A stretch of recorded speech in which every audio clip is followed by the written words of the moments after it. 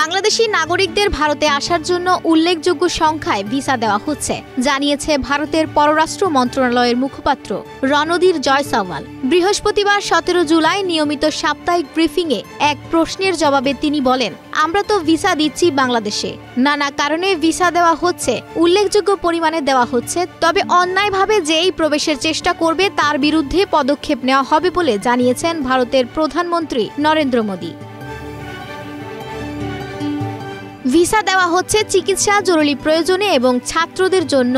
গত বছরের July August থেকে বাংলাদেশে ভারতের স্বাভাবিক ভিসা কার্যক্রম বলতে গেলে বন্ধ হয়ে গিয়েছিল। এতে বিপাকে পড়েন বহু বাংলাদেশি। তবে সাম্প্রতিক মাসগুলোতে ঠিক কত ভিসা দেওয়া হচ্ছে এই প্রশ্নে মুখপাত্র বলেন, তা সুনির্দিষ্টভাবে জানার পরে বলতে পারব। সংবাদ সম্মেলনে গোপালগঞ্জের সহিংসতার ঘটনাকে ভারত কিভাবে দেখছে তা নিয়ে এক প্রশ্নের জবাবে পররাষ্ট্র মন্ত্রণালয়ের মুখপাত্র বলেন, আমাদের অঞ্চলের যে কোনো ডেভেলপমেন্টের দিকেই আমরা সতর্ক নজর রাখি, সেটা আমলে নিই এবং তার পরিপ্রেক্ষিতে আমাদের যা করণীয় সেটাও করা হয়। এছাড়াও ভারতের বিভিন্ন রাজ্যে বাংলা ভাষাভাষীদের গ্রেফতার ও বাংলাদেশে পুশব্যাকের ঘটনায় সরব হচ্ছিল দেশটির গণমাধ্যম। এমনকি দুদিন আগেই কলকাতায় বিক্ষোভে নেমে এসব ঘটনার জন্য বিজেপির রাজনীতিকেই দায়ী করেন মুখ্যমন্ত্রী মমতা বন্দ্যোপাধ্যায়। এমন পরিস্থিতিতেই শুক্রবার পশ্চিমবঙ্গ সফরে গেলেন ভারতের প্রধানমন্ত্রী নরেন্দ্র মোদী। রাজ্যের আইনশৃঙ্খলা ও নারীদের নিরাপত্তা নিয়েও প্রশ্ন তোলেন মোদী। তৃণমূলকে সমর্থন না দিয়ে পশ্চিমবঙ্গে বিজেপিকে একবার সরকার গঠনের সুযোগ দিতে রাজ্যবাসীর প্রতি আহ্বান জানান ভারতের প্রধানমন্ত্রী।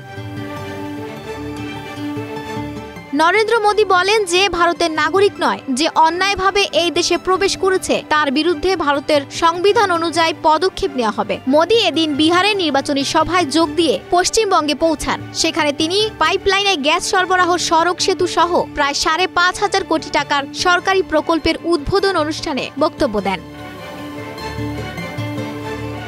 শুক্রবার 18 জুলাই রাজ্যের দুর্গাপুরে এদিন এক সভায় ভাষণ দেন মোদী। সাফ জানান, কেউ বাংলায় কথা বলুক কিংবা না বলুক, ভারতীয় নন এমন অনুপ্রবেশকারীদের যেভাবে গ্রেফতার করা হচ্ছে তা অব্যাহত থাকবে।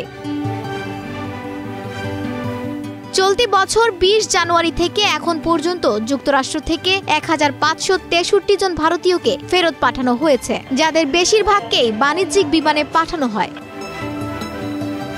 আফসানা ভুইয়া, প্রবাস খবর।